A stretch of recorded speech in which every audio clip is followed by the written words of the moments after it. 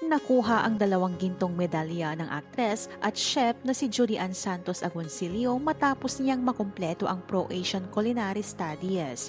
Masayang ibinahagi ng award-winning actress ang isa sa mga achievements niya ngayong taon. Ito nga ay ang pagtatapos niya ng Professional Culinary of Arts Program at Center for Asian Culinary Studies na mayroong 2 gintong medalya.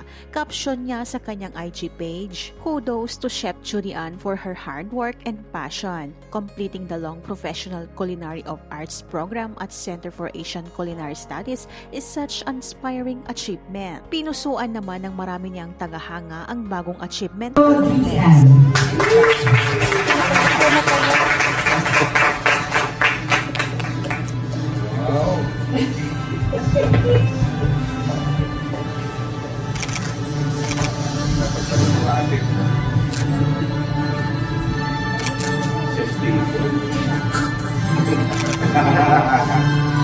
Okay lang, busy kayo talaga.